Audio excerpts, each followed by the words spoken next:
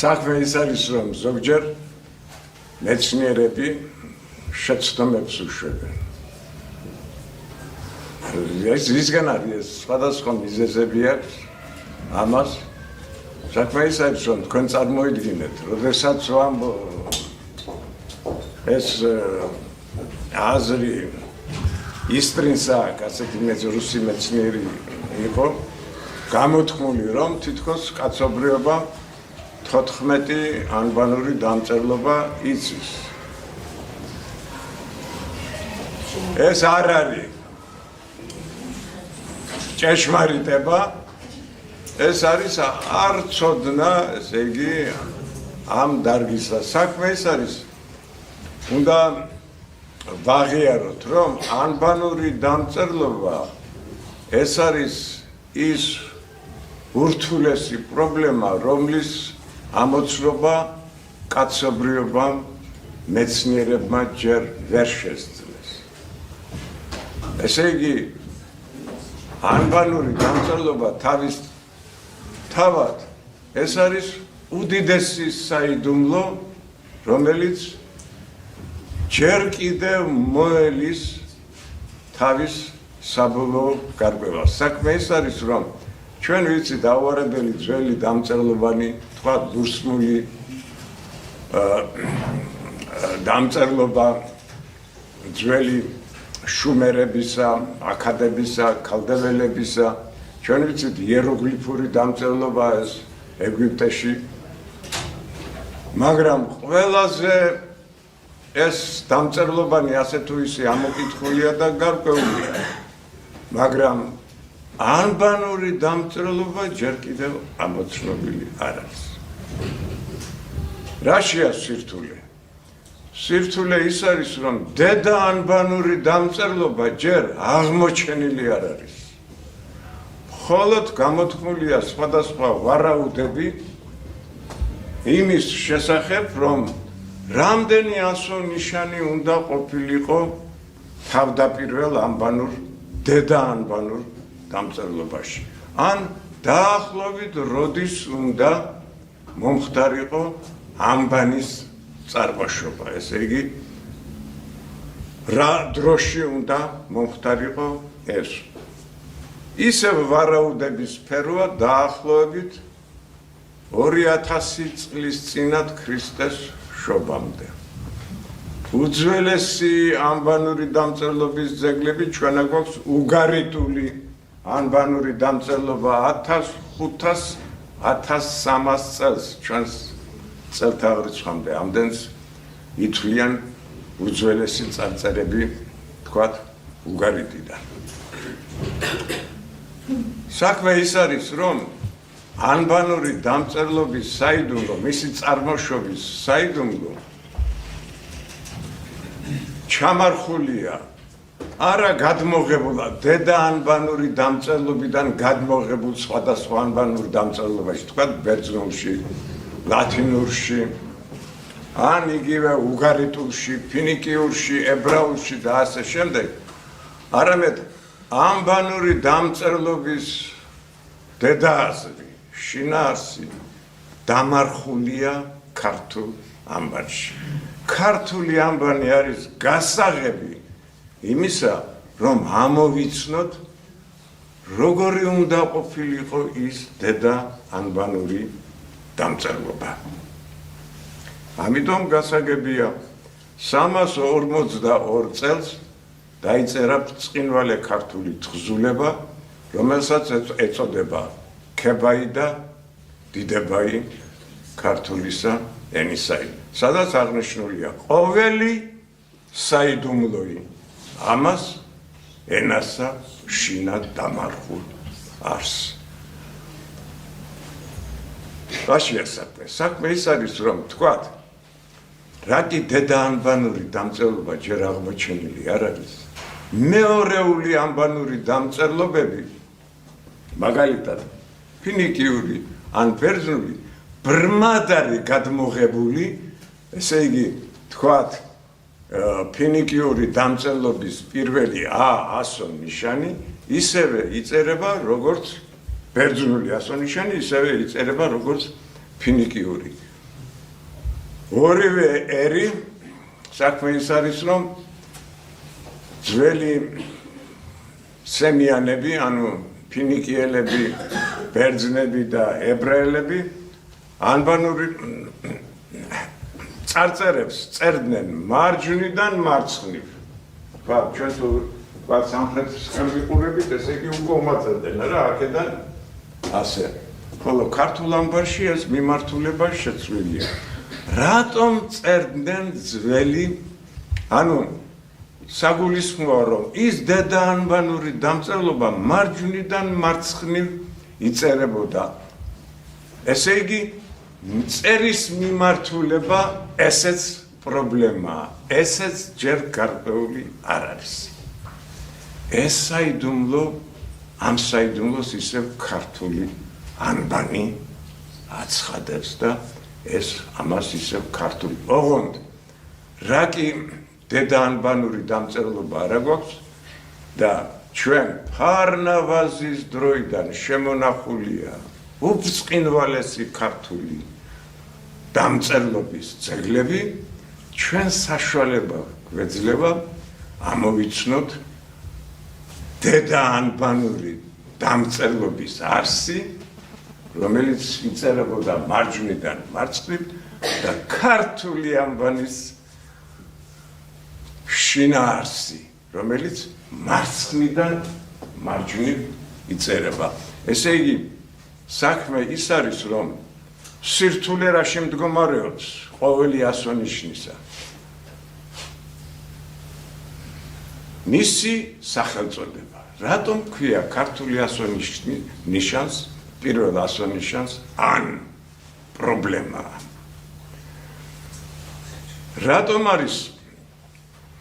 რატომ იწერება ქართული პირველი ასონიშანი არა ისე, როგორც დედაანბანური ასონიშნის სავარაუდო მოხაზულობა სხვადასხვა არის.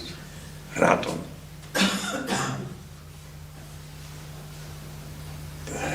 ამ ფირმა აჩვენა რა,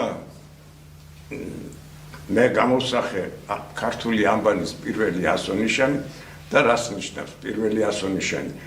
ან მისი სახელწოდება შემთხვევითი კი არ არის, ან არის სახელწოდება მთვარის ღმერთისა. ძველად მთვარის ღმერთს გამოსახავდნენ, ეს შუმერიდან იწყება ჯერ კიდევ, აქადის ხანაშიც გრძელდება, ქალდეველთა ხანაშიც გრძელდება, მთვარის ღმერთის სახელწოდება ან და მას ლურსმული დაწერილობა აქვს. ხოლო აი იმ შუა მდინარეს ძველი მესოპოტამიის ცივილიზაციაში მთვარის ღმერთის განსახიერება იყო ცხრალი მთვარე. აი ეს არის ქართული ანბანის პირველი ასონიშანი. ჰორიზონტალური ხაზია რა, გასწვრივი ხაზია, ეს აღნიშნავს ზედა ხაზი. თქვენ იცით მრგლოვანი ხუთსური ასონიშნები როგორ იწერება, ალბათ უკვე იცით არა მოსწავლეებმა. ხოლო შემდეგ გამოსახულია ცხრალი მთვარე და ჰქვია ან ცხადია. ქართულ ანბანში მოცემულია ძველი შუამდინარეთის ცივილიზაციის მთვარის ღმერთი ან. ამიტომაც აქვს მას ა ბგერის მნიშვნელობა, ანუ მისი სახელწოდების პირველი ბგერის მნიშვნელობა მინიჭებული. აი, თუ ჩვენ შევადარებთ ბერძნულ ასონიშანს, იცით, ბერძნული ასონიშანი როგორ იწერება, ასე ორი ირიბი ხაზია და შუაში შემაერთებელი ხაზია. არაფერს არ ნიშნავს ეს ბერძნული ენის დამწერლობის განვითარების შედეგია. ალფა ბერძნულად არაფერს არ ნიშნავს, ესე იგი, ხოლო ქართველმა თქვენიც უნდა იცოდეთ, რომ საქართველო ეს ქურუმთა ქვეყანაა. ქართველი ქურუმები არ ჩამოვარდებიან ეგვიპტელ და ბაბილონელ ქურუმებს. ქართველი ქურუმები ქმნიან დედა ანბანური დამწერლობისგან განსხვავებით საკუთარ ანბანურ დამწერლობას. ამდენად კაცობრიობის წარსულმა 14 ანბანი კი არ იცის. ორადორი ძველი სამური, რომელიც მოღწეულიც არ არის და ქართული. და ამ ქართულ ანბანში დამარხულია მთელი საიდუმლო. თითეული 100 ნიშნის დაწერილობა ეს დიდი საიდუმლოა. ასტრონომიული, კალენდარული, რიცხობრივი და ასე შემდეგ. ამიტომ მართლაც ეს ვრცელი ის გამომივიდა ცოტა, მაგრამ უნდა მოგახსენოთ, რომ პასუხი მე მგონი გავეცით, რომ 14 ანბანური დამწერლობა კი არ არსებობს. ორადორი ძველი დედა ანბანური დამწერლობა, რომელიც მოღწეული არ არის და ქართულია. სხვა ქართულ ქურუმთა გარდა სხვა არც ეთერს საკუთარი ანბანური დამწერლობა არ შეუქმნია და არ აქვს. არც ბერძნებს, არც ლათინებს, არც ებრაელებს, არც ფინიკიელებს. ეს მეორე ანბანური დამწერლობანია, ერთადერთი ერი ვართ, რომლებიც ფლობთ სწორუპოვარ და ერთადერთ საკუთარ ანბანურ დამწერლობას. ქართულ ანბანს. როგორც იხილეთ ფირზე, ქართული ანბანის დამწერლობის ხანგრძლივი გზაა გამოვლილი. არსებობს მრგლოვანი ხუცური. რას ნიშნავს მრგლოვანი ხუცური? ნუსხა ხუცური, მერე მოდის მდივანწიგნობრული, მხედრული. ეს განვითარების შედეგია. ამდენად მეტი ყურადღება უნდა მივაქციოთ.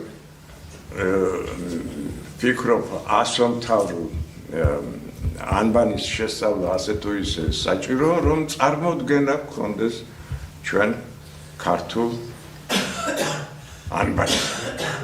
განსხვავება ქართულ ანბანსა და დედა ანბანურ დამწერლობას შორის ის არის, რომ დედა ანბანური დამწერლობა იწერებოდა მარჯვნიდან მაცხლივ წერის მიმართულება იყო საპირისპირო ქართული ანბანისა. ეს განსხვავება ამას აქვს თავისი მიზეზი. საქმე ის არის, რომ ის დედა ანბანური დამწერლობა ასახავს მთვარის ცაზე მოძრაობას და მთვარის ცაზე მოძრაობის 27 დღიან პერიოდს. ქართული ანბანი კი არის მზის ანბანი. ახლა იტყვით, რომ ამიტომ მთვარე ხომ ამოდის პირველად როდის გამოჩნდება მთვარე ცაზე? დასავლეთიდან ამოდის. არა, პირველი გამოჩენა მთვარის არის დასავლეთ და თანდათანობით მიემართება აღმოსავლეთისაკენ და ესე იგი ამას ანდოვებს მთვარე ცაზე ხილულია.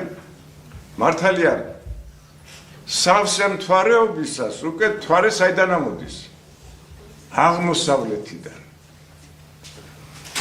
ეს უკვე ასტრონომია, ჩვენ უნდა ვიცოდეთ ესე იგი მთვარის მოძრაობა, მზის მოძრაობა, დედამიწის მოძრაობა. აი ამ მოძრაობის გამო ჰქვია ასომთავრულ ქართულ დამწერლობას მრგლოვანი ხუცური, რაც ნიშნავს ქართველ ქურუმთა ეს ხუცური ქურუმებს ეწოდებოდათ მრგლოვანი მოძრაობის ანბანია. ანუ ძირითადი ქართულ ანბანში შენახულია როგორც მთვარის კალენდარი, მაგრამ უპირატესობა მინიჭებული აქვს მზის კალენდარს. ხოლო ქართული ანბანის პირველი ნიშანი არის ასტრონომიულად უკვე სავსე მთვარე არა დასავლეთიდან ამოდის, არამედ აღმოსავლეთიდან ამოდის. ამიტომაც ქართული ამბანის პირველი ასო ნიშანი არის სავსე მთვარის შუაღამისეული კულმინაცია. საქმე ის არის, რომ სავსე მთვარე რომ ამოვა აღმოსავლეთიდან ის თავისი მოძრაობის შედეგად მიაღწევს ცაზე მოძრაობის ზედა ზღვარს, რომელსაც ასტრონომიაში მთვარის კულმინაცია ეწოდება. ქართული ამბანის, რა თქმა უნდა, ხუცურის პირველი ასო ნიშნის მნიშვნელობაც ეს არის. სავსე მთვარემ მიაღწია ცაზე მოძრაობის ზედა ზღვარს, ანუ ზუსტად ღამის 12 საათია, შუა ღამია. ანუ დაიწყო დროის ათვლა. საიდან? შუა ღამიდან. შუა ღამიდან შუა ღამემდე არის ერთი დღე ღამე, ან ქართული ამბანის პირველი ასო ნიშანი არის, ესე იგი, დღე-ღამის დასაწყისი და პირველი კალენდარული დღე. ესე იგი, ანბანის მწკრივი და რიცხვითი მნიშვნელობა ასო ნიშნებისა ასახავს მთვარის მოძრაობას. დღეები მთვარით აითვლება. ქართულ ამბანში ეს განხორციელებულია საოცარი სიზუსტით. მაგრამ ერთია დღეების ათვლა, მეორეა წელიწადის ათვლა. წელიწადი, თვეები,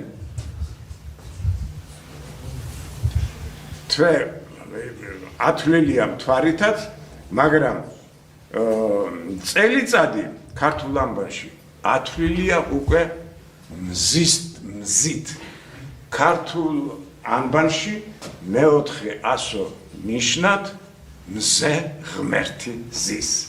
მთვარის ღმერთი განაგებს მთვარის კალენდარულ სისტემას, მზის ღმერთი განაგებს ქართული ამბანის მზის კალენდარს და ყველაფერი ეს შესრულებულია უზუსტეს ასტრონომიული მონაცემებით. საქმე ის არის, რომ კაცობრიობის წარსულმა არ იცის ისეთი ზუსტი მზის წელიწადის კალენდარი, რომელიც დამარხულია ქართულ ამბანში.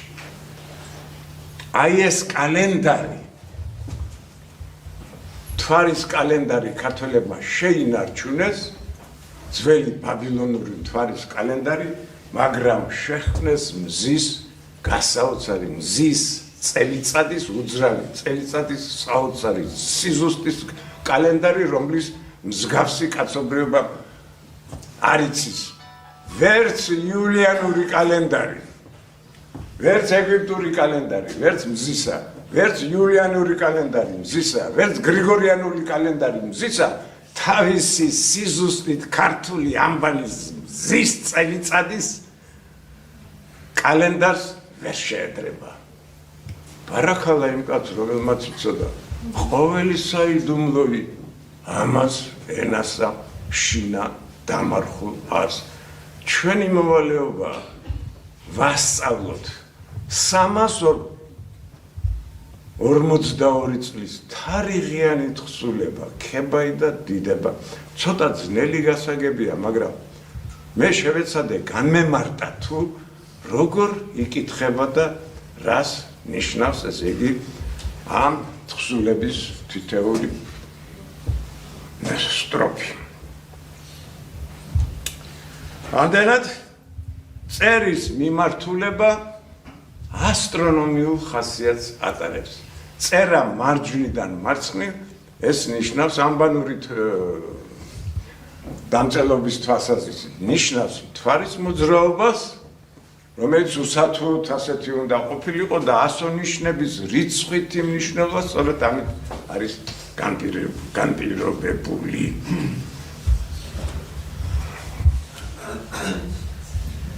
მოდი ახლა თავს არ შეგანწყოთ, შეიძლება მე ძალიან მაგრამ ასე თუ ისე რომ წარმოდგენა გქონდეთ ქართულ ამბაზე, ერთ სვიტყვი შემდეგ დასვით ნებისმიერ შეკითხვაზე შევეცდები გიპასუხოთ, ერთ სვიტყვი რომ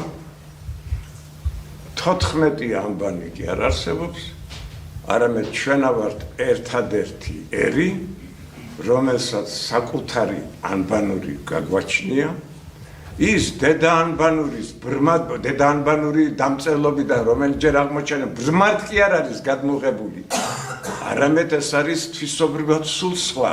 თუ ის მთვარის კალენდარი იყო დედა ანბანური დამწერლობა, ქართული ანბანი მზის კალენდარია. ახლა რაც შეეხება თარიღებს, ქართულ ანბანში ეს მზისა და მთვარის კალენდარი ფარნავაზ მეფის წარწერამ დაგვიდასტურა, რომ ქართული წელთაღრიცხვა დაიწყო ძველი წელთაღრიცხვის 540 წელს. ეს რა არის გამაგემინეთ, ეს იხსნება თუ როგორ არის?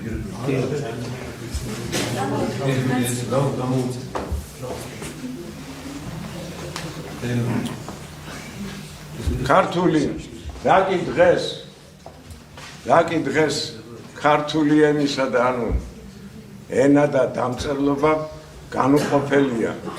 მაგალითად სულხან საბაურბელიანი ამბობს, ენა ქართული გულისხმობს დამწერლობასაც, ენა ქართული შესრულებული და განვრცელებული და განრკვეული ფარნავაზ ქართველთა პირველისა მეფისა მიერ ბრძნისა და გონიერისა, რომელი იყო ფარნავაზ, ესე იგი ძეთაგან ქართლოსიანთა წარმართი, სულხან საბაურბელიანმა ამ ბრძენმა კაცმა იცის ქართული ამბანი. ვიცოდით ქართული ამბანი წარჩინებულებმა, ძველმა წარჩინებულმა, სულ ბოლო დრომდე ქართული ამბანი ფაქტიურად არ ვიცით გამოაცხადეს ჩვენმა მეცნიერებმა და ძალიან ცუდი გააკეთა. უარესიც კორნელი კეკელიძემ თქვა, რომ მესროპ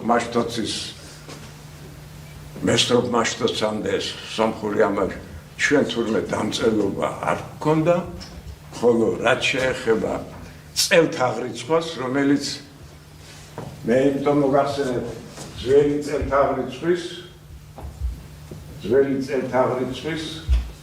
540 წელი არის ქართული წელთაღრიცხვის დასაბამი.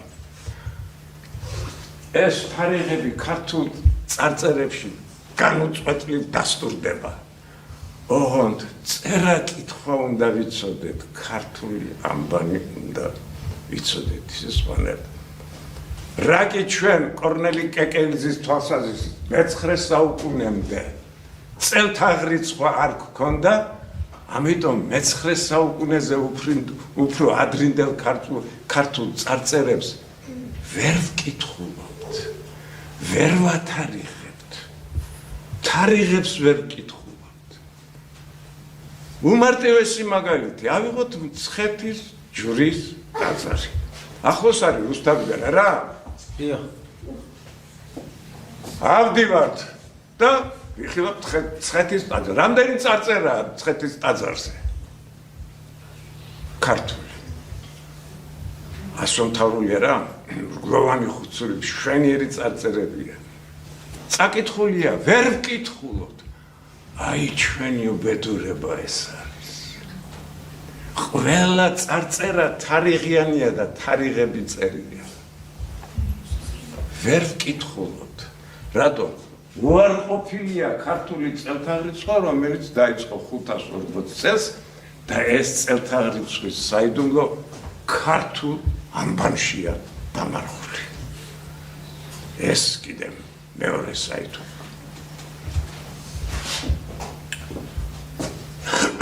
ახლა რაც შეეხება ქართულ ეს წელთაღრიცხვას, ქართულ ამბაზე. დღესაც საქართველოს მეცნიერებათა აკადემია უარყოფს.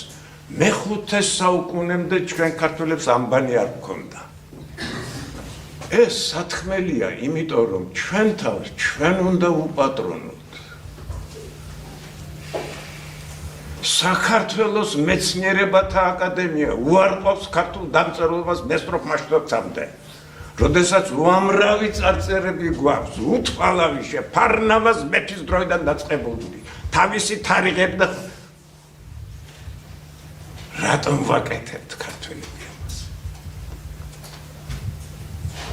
იმისათვის, რომ აკადემიკოსობის ისინი მივიღოთ. არ ჯობია ჩვენ ერთს ვიმსახუროთ.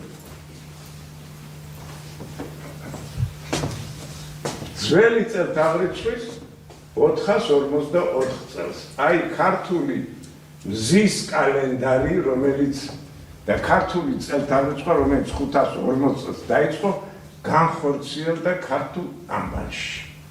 აი მეორე თარიღი. ეს ყველაფერი ქართულ წარწერებში დასტურდება. ეს ქართული წელთაღრიცხვა დასტურდება, ქართული ამბანი დასტურდება. რატომ უარყოფთ?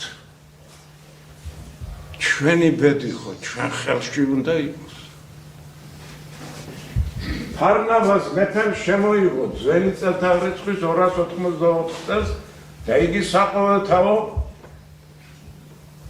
სახელმწიფო დამწერლობად იქცა. საქმე ის არის, რომ ფარნავაზმა 36 ასონიშანი იქ არასწორად იყო წოდება.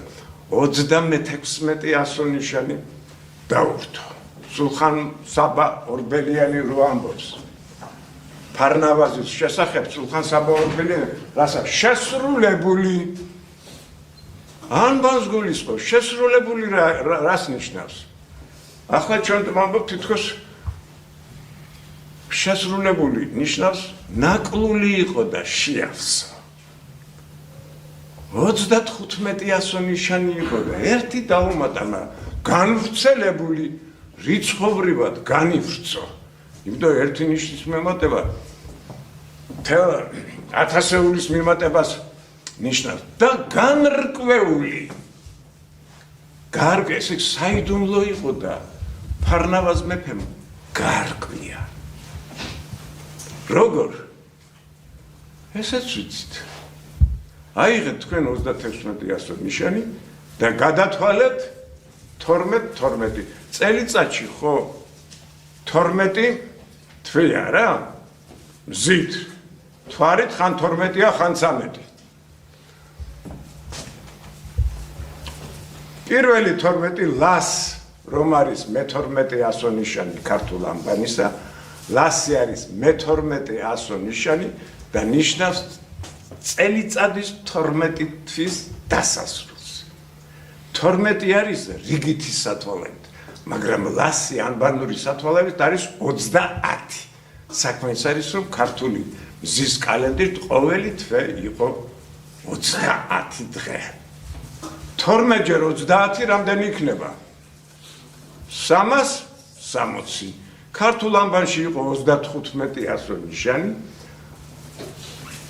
ლასმა 12 თვე გადაამრავლა 30-ზე მიიღეცა, დარჩა 5 ასონიშანი მიემატება და 365 დღე იანგარიშება წელიწადის ხანგრძლივობა, მაგრამ წილის მეშვეობით, წილში უდიდესი საიდუმლოა, წილი არის 31 ასონიშანი და ყოველ არა მე-4, არამედ მე-3 წელს, 4 წლეულის მე-3 წელს 31, ანუ ერთი დღე ემატება 365 დღეს და ღებულობთ 4 წლეულის მე-3 წელიწადი ნაკიანია და 366 დღე იანგარიშება.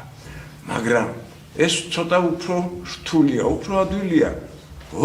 ფარნავაზ მეფემ 36 ნიშანი რომ მიამატა, პირველიდან 12-მდე ერთი წელიწადი, 12-დან 24-ის ჩათვლით 2 წელიწადი, 25-დან დაწყებული 36 ჩათვლით მე-3 წელიწადი. 3-12 გამოვიდა, 35 12-ების ის არ გამოდის აკვირა. რა კი 3-12 გამოვიდა მე-3 წლის, აი მე-3 წელიწადს ღანიდან ჰაემდე ჩათვლით 12 ასონიშანია და რომ ავიღოთ ჩვენ 25 ღანი, ყარიში, ჩინიცანი, ასე შემდეგ 12 ასევე ჰაეთი რო დავამთავროთ და მიღებული იყო ასეთი რამე. აი ამ რიგის ასონიშნების 24-დან 36-ის რიგითი სათვალავით გამოდის 366 კალენდარული დღე. ეს ძალიან ადვილი განსამარტებელი იყო ხალხისათვის. ხალხი ანბანს იყენებდა როგორც კალენდარს. აითვლიდა პირველ 12-ულ ასონიშნას და წელიწადის 12 თვე განსადებულია. 4 წლეულის აითვლიდა მე მანიდან ქანამდე ჩათვლიდა მეორე 12-ულიც სულ მარტივია. ღანიდან ჰაემდე აითვლიდა მესამე წელს იანგარიშებდა არა 365, არამედ 366 წელს. საქმე ის არის, რომ მე ვიტყოდი სანამ ჩვენი მეცნიერები სანამ საკუთარ ასს გამოთქვამდნენ, უმჯობესია იმ ბრძენ ხალხს, ქართულ ბრძენ ხალხს, ხალხისა ვიწამოთ, თუნდაც როგორიც იყო სულხან საბა ორბელიანი. სულხან საბა ორბელიანი, წამოსაგრა, ეს გიგანტი იყო. მან იცოდა საქართველოს წარს. ჩვენმა მეცნიერებმა საქართველოს მუსტრი გაავლეს. რატომ? იმიტომ რომ უარყვეს მათი არ ჰქონდა ამბანი, არ ჩვენი ქართლის ცხოვრება თურმე სულ ტყუილების გუდა ყოფილა და ასე შემდეგ. აი ეს როგორმე უნდა გამოასწოროს ეს ვითარება ჩვენმა მომავალმა და ჩვენ მასწავლებლებმა უნდა შევეცადოთ, რომ განვდევნოთ სიცრუე და გაიმარჯვოს ჭეშმარიტება.